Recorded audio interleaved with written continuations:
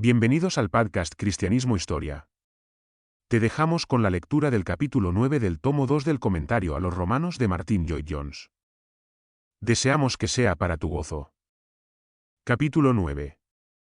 Porque no los oidores de la ley son justos ante Dios, sino los hacedores de la ley serán justificados.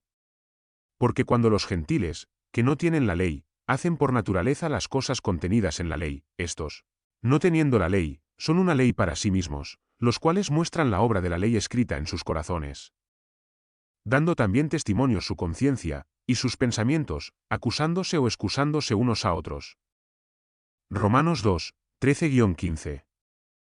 Llegamos ahora a una consideración del paréntesis, que se encuentra en medio del quinto argumento de Pablo sobre el gran tema de la ira de Dios y la justificación, solo por la fe. Hemos examinado este argumento en general, tal como se expone en los versículos 1r, 12 y 16, y ahora debemos examinar las palabras que se encuentran entre paréntesis en la versión autorizada, en los versículos 13, 14 y 15.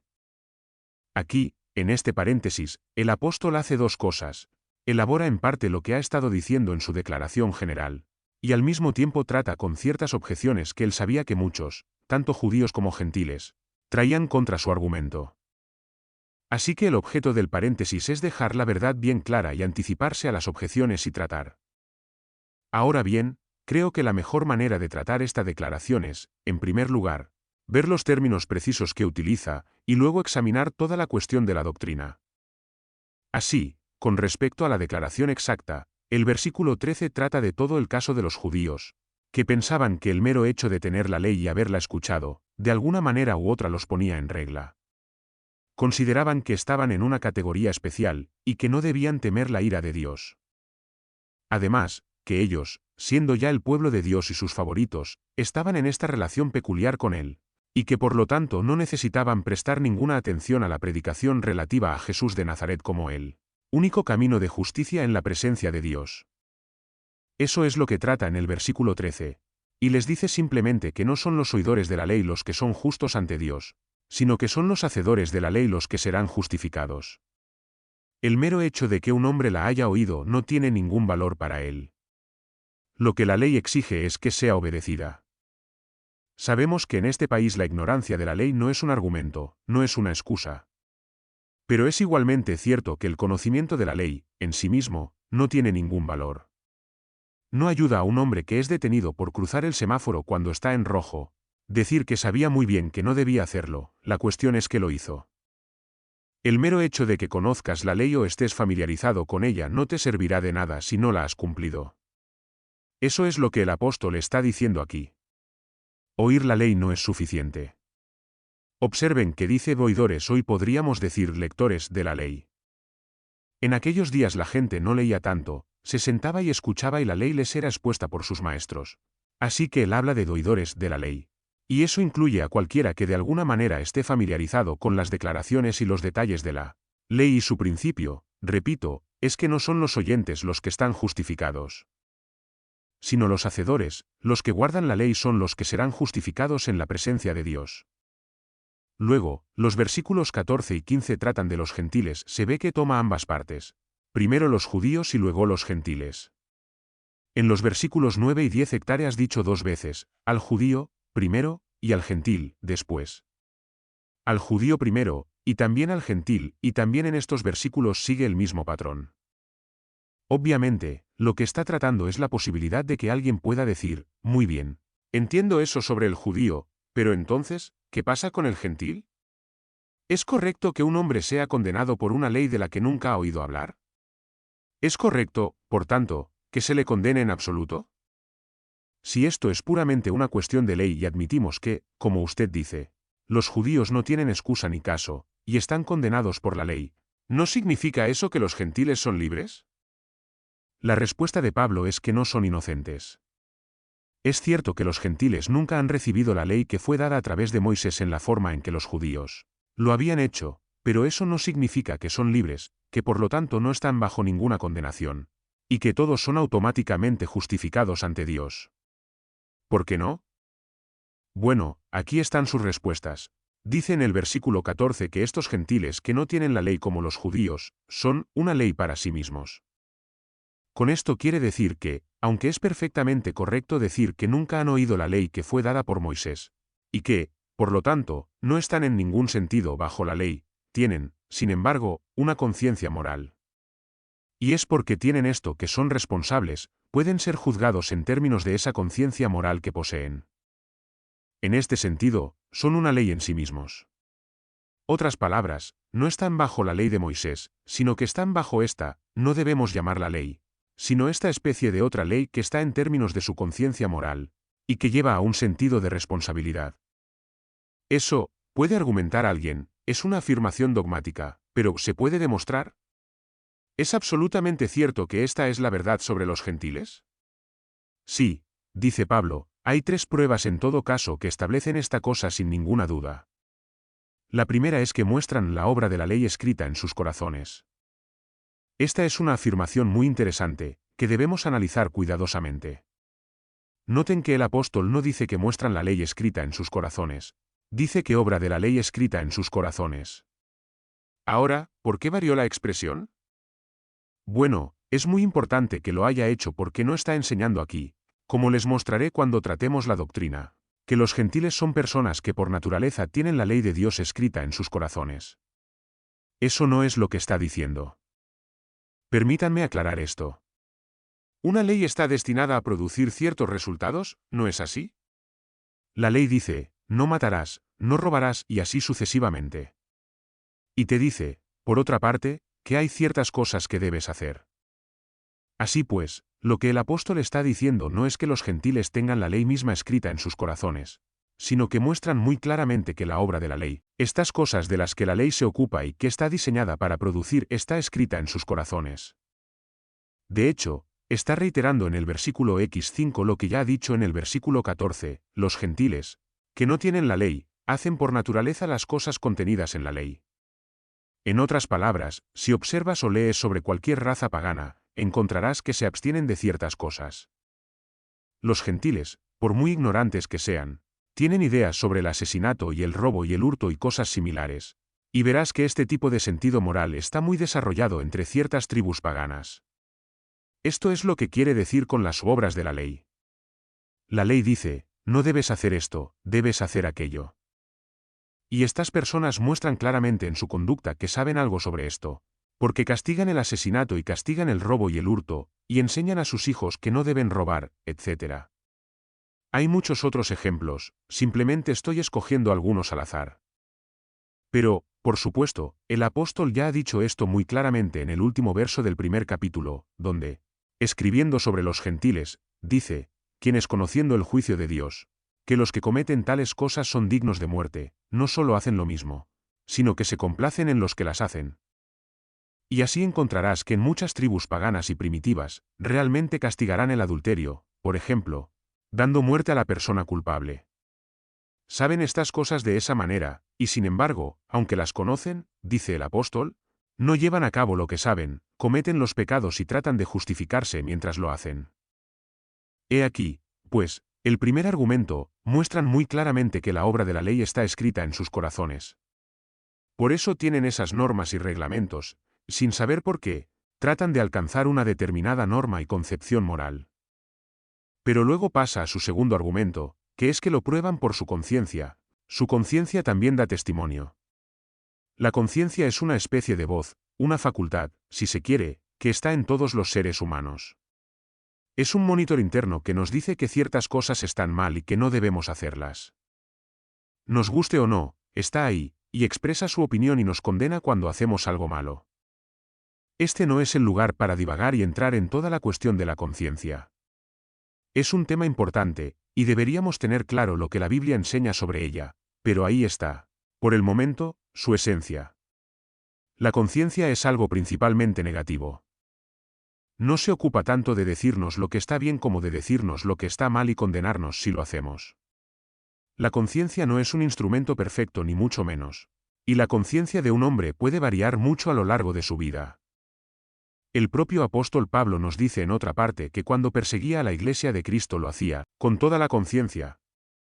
De hecho, dice que había vivido hasta ese momento con toda la buena conciencia, pero llegó a ver que algunas cosas que había pensado que eran correctas estaban equivocadas, por lo que no debemos considerar la conciencia como un instrumento perfecto. Sin embargo, debemos obedecerla siempre. Sí, puedes decir, pero tu conciencia puede no estar iluminada. Si es así, entonces me corresponde someterme a una mayor enseñanza. Una conciencia puede ser débil, puede no estar iluminada, y yo puedo educarla, puedo enseñarla y entrenarla. Pero cualquiera que sea el estado de mi conciencia, nunca es correcto que yo haga algo contra ella. Ahora bien, verán que el apóstol lo deja muy claro en su enseñanza. Por ejemplo, cuando escribe sobre el hermano más débil, en los capítulos 8 a 10 de 1 Corintios, dice que la conciencia del hermano más débil debe ser siempre respetada, porque debe obedecer a su conciencia. Y no debe ser una piedra de tropiezo para él. Eso no quiere decir que su conciencia sea perfecta. Pero incluso como cristianos nunca debemos actuar en contra de la conciencia. Así que he divagado un poco después de todo. Pero lo que el apóstol está diciendo realmente es, y este es el uso inmediato que hace de la conciencia, que no importa cuán primitiva sea una raza de personas, cuán ignorante, cuán poco inteligente, cuán poco ilustrada, todas tienen una conciencia, todas saben lo que es ser condenadas por ella. Todas saben lo que es estar en un estado de remordimiento. Hay en cada ser humano que ha nacido en el mundo esta voz interior y monitor que pronuncia su juicio, la conciencia. Hay, pues, una segunda prueba poderosa del hecho de que estos gentiles son responsables, de que el mero hecho de que no conocieran la ley de Moisés no significa que no haya una norma por la que puedan ser juzgados. La conciencia demuestra que hay una.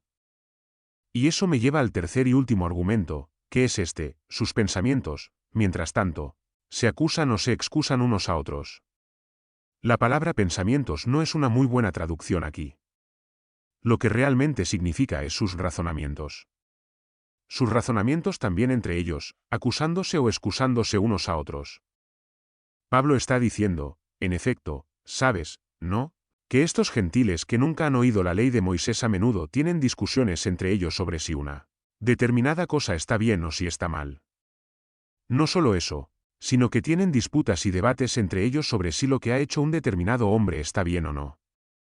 Se condenan unos a otros y luego tratan de excusarse. No harían todo esto si no tuvieran una norma. Y esto, de nuevo, es universalmente cierto. Vayan a las tribus más primitivas del mundo y encontrarán que siempre están haciendo este tipo de cosas. ¿Estuvo bien eso? ¿La acción de ese hombre está bien o está mal? Acusar o excusar. Y entonces, veréis, un hombre condenará una cosa en otro y la defenderá cuando la haya hecho él mismo. Dice, tengo una explicación para ello: había esta circunstancia peculiar, o característica, ya ves, razonamientos entre unos y otros acusando o excusando. Y el hecho mismo de que la gente haga eso es la prueba final de que tiene este sentido moral, esta conciencia moral, esta capacidad de diferenciar entre lo correcto y lo incorrecto y entre el bien y el mal. Y así Pablo establece su caso de que el mero hecho de que los gentiles no conocieran la ley de Moisés no significa, ni por un segundo, que no puedan ser juzgados. Los pocos son juzgados según si guardan esa ley o no. El gentil será juzgado según su conformidad con lo que sí conoce, esta ley para sí mismo, esta conciencia moral. Él toma el suelo bajo sus propios pies de esa triple manera. Y por lo tanto no hay ninguna dificultad en entender y ver cómo llega a suceder que el gentil está tan sujeto a juicio como el judío. Una vez aclarados los términos que utiliza Pablo, podemos pasar a la enseñanza. ¿Cuál es la doctrina aquí? Es esencial que la entendamos, porque es muy frecuentemente malinterpretada, y de diversas maneras. Hay quienes dicen, basándose en este paréntesis, que el apóstol Pablo enseña claramente que había ciertos judíos que se justificaban por guardar la ley.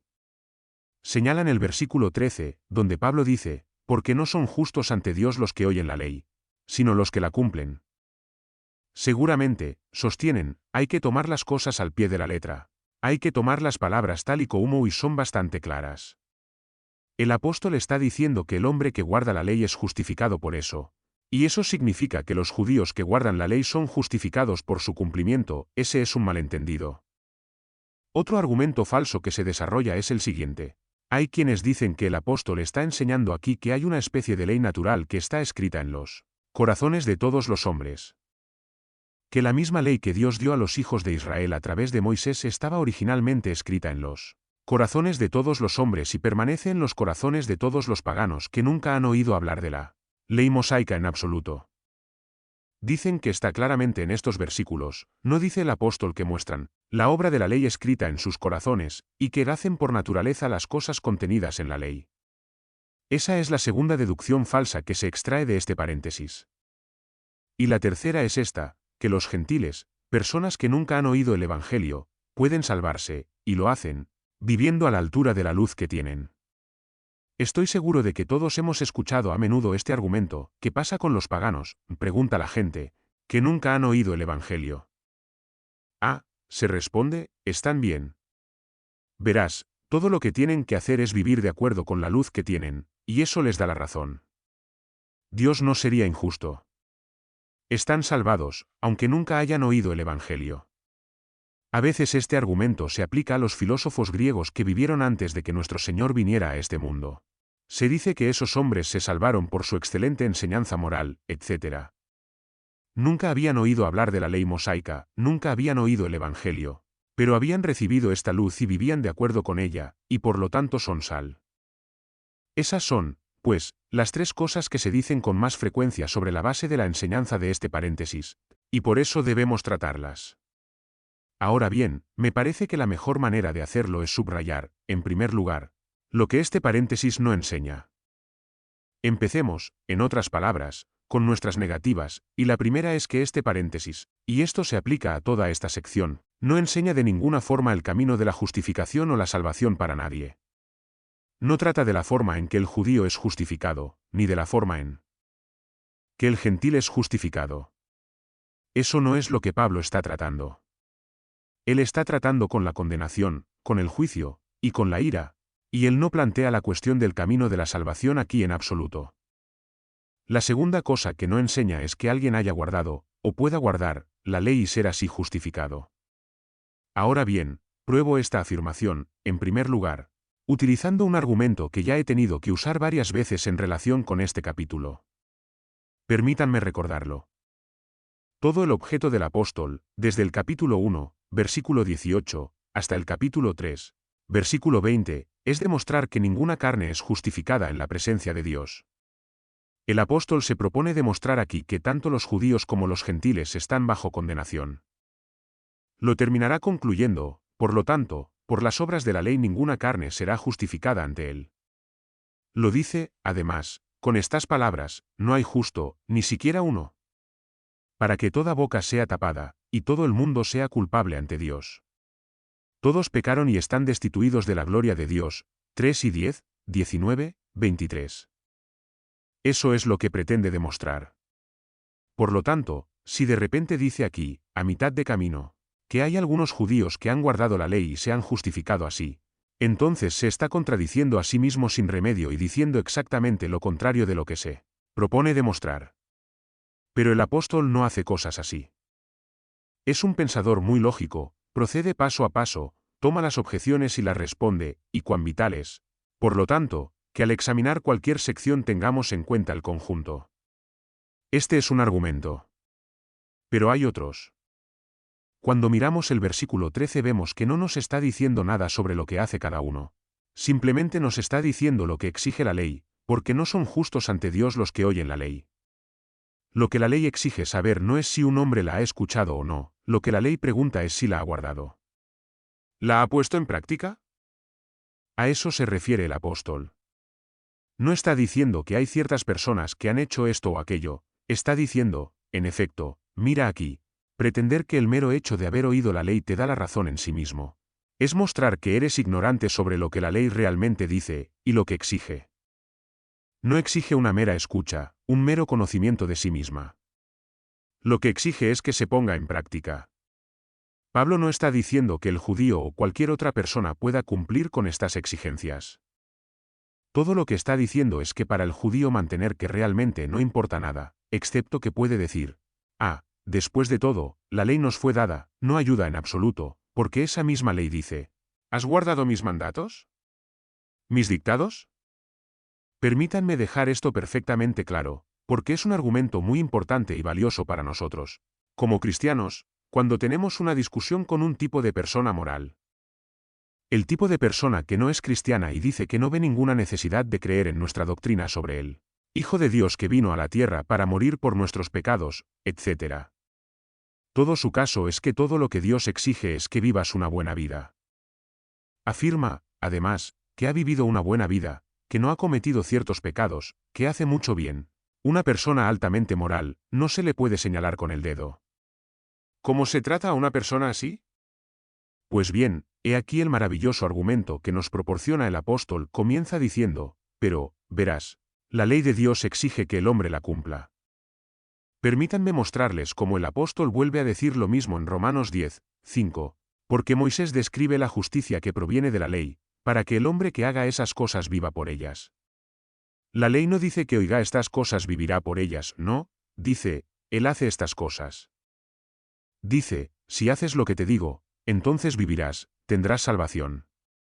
Permítanme citar aquí la traducción del Dr. Moffat, que creo que es bastante útil en este punto. Él lo traduce así, cualquiera que pueda realizarlo vivirá por ello. Esa es la idea. Si cumples esta ley serás justificado en la presencia de Dios. Pero, ¿cuál es esa ley que tengo que cumplir y que, cuando la cumpla, me justificará ante Dios? Esta es la pregunta.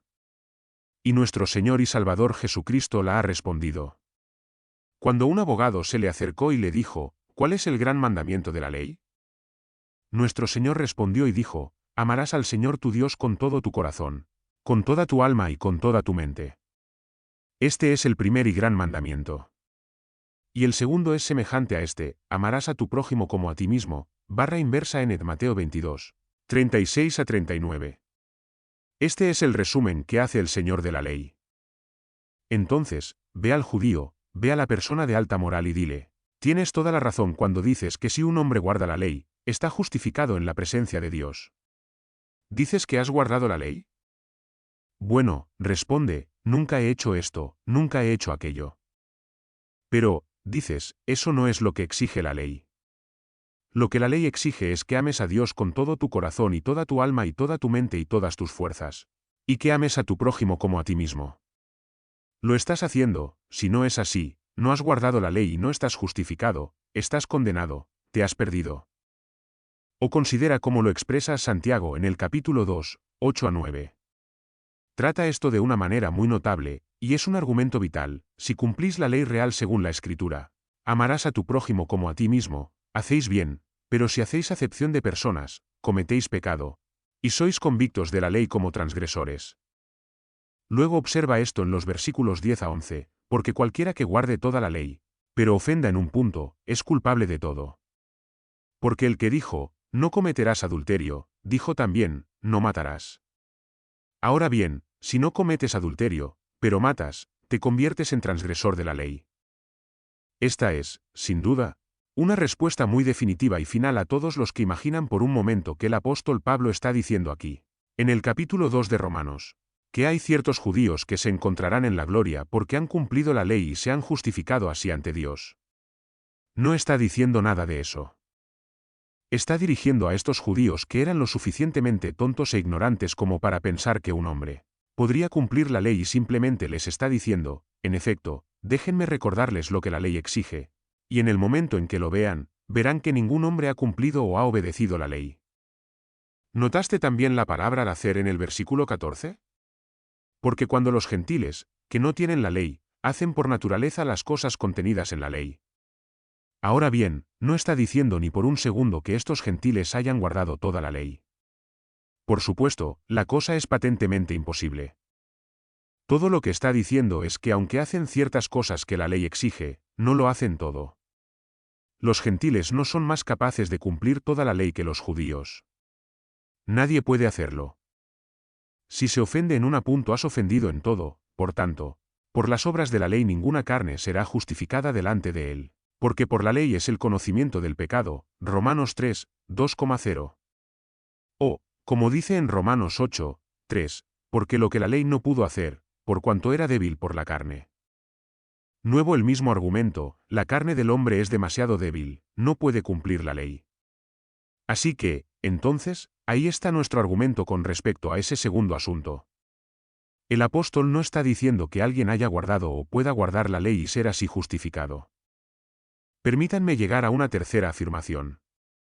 No está diciendo que los gentiles tengan la ley escrita en sus corazones. He señalado antes en la exposición que el apóstol ni siquiera dice que tengan la ley escrita en sus corazones. Dice que tienen la obra de la ley escrita en sus corazones.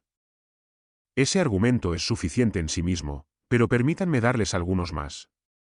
No puede significar que los gentiles tengan la ley de Dios, como tal, escrita en sus corazones, porque la primera gran obligación de la ley es la actitud del hombre hacia Dios, es amar a Dios con todo nuestro ser.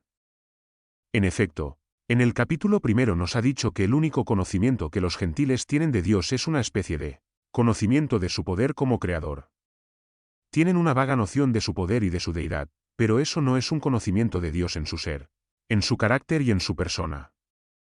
Así que el apóstol se estaría contradiciendo de nuevo si de repente dijera aquí que tienen esta ley de Dios, escrita en sus corazones. Luego hay otro argumento vital. Si es cierto que el apóstol está diciendo aquí que estos gentiles tienen la ley de Dios escrita en sus corazones, entonces se deduce que está diciendo que son realmente superiores a los judíos que solo la tenían escrita en tablas de piedra, fuera de ellos. Es más importante tener la ley en el corazón que tenerla en tablas de piedra, y todo lo que se nos dice de los judíos es que la tenían externamente en tablas de piedra.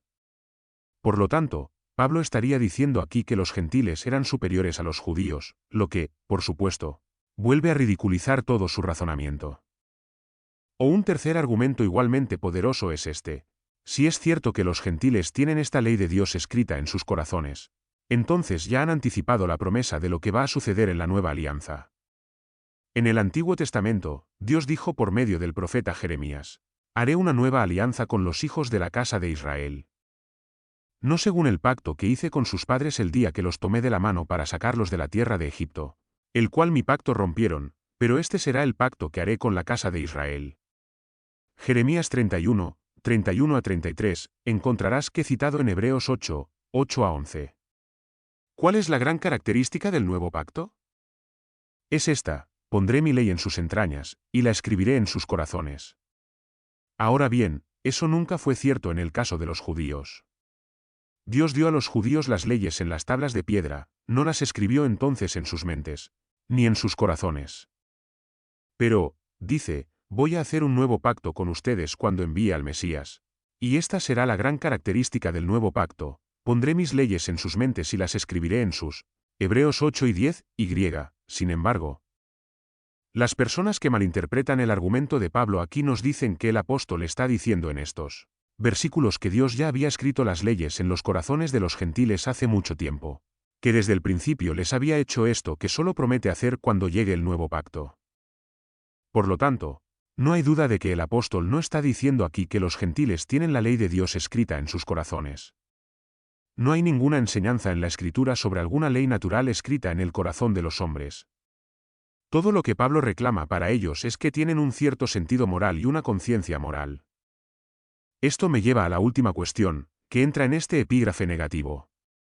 El apóstol no enseña en este paréntesis que si vivimos a la altura de la luz que tenemos, nos salvaremos. Y enfatizo esto porque lo que realmente está diciendo aquí, y en todo el pasaje, es que nadie vive a la altura de la luz que tiene, ya sea judío o gentil. La luz que tiene el judío es la luz de la ley dada a través de Moisés, y ninguno de ellos vive a la altura de ella. La luz que tiene el gentil es esta conciencia moral, y ninguno de ellos vive de acuerdo con ella, tampoco. Por eso pueden acusarse unos a otros y tratar de excusarse. Todos han pecado, incluso contra su propia conciencia moral. Nadie vive o puede vivir a la altura de la luz que tiene, así que, ¿qué tontería es decir que podemos salvarnos haciendo eso? Pero lo que es más importante, si dices que un hombre puede salvarse a sí mismo viviendo a la altura de la luz que tiene, entonces, no hay necesidad de que el Señor Jesucristo sea el Salvador, nunca tuvo que haber dejado el cielo, nunca tuvo que haber venido al mundo, nunca tuvo que haber muerto en la cruz de la colina del Calvario. ¿Cuántas veces decimos con ligereza, a veces, me temo, incluso los que somos cristianos, los gentiles nunca oyeron el Evangelio, pero se salvan si viven de acuerdo con la luz que tienen? Nadie lo hace, nadie puede hacerlo. Y si alguien puede, entonces, digo que la muerte de Cristo por nosotros nunca habría sido necesaria. Pero toda la enseñanza de la Biblia de principio a fin es que Él y solo Él es el Salvador. No hay salvación fuera de Cristo. Porque hay un solo Dios, y un solo mediador entre Dios y los hombres, Cristo Jesús hombre, 1 Timoteo 2, 5. Por último, como argumento muy práctico, ¿has considerado alguna vez esto? Si realmente crees que un hombre puede salvarse a sí mismo viviendo según la luz que tiene, entonces debes dejar de apoyar la obra misionera extranjera. Porque al enviar misioneros de esta tierra a tierras paganas y enseñarles la Biblia, los 10 mandamientos, la ley moral y el sermón de la montaña, y cosas por el estilo, estás poniendo ante ellos un estándar totalmente más alto que el que tenían antes, y por lo tanto estás haciendo las cosas aún más difíciles e imposibles para ellos. Habría sido mucho mejor dejarlos donde estaban con su bajo nivel, tienen más posibilidades de alcanzarlo. Ni siquiera llegan a eso, pero en todo caso es más fácil y más esperanzador que este otro estándar. Es una condena total de la empresa misionera. Hecho, una interpretación tan falsa de estos versículos es bastante monstruosa y totalmente ridícula. El apóstol no enseña nada de esto en este importante y vital paréntesis. Debemos tratar a continuación lo que sí enseña, que es mucho más sencillo y puede tratarse más brevemente.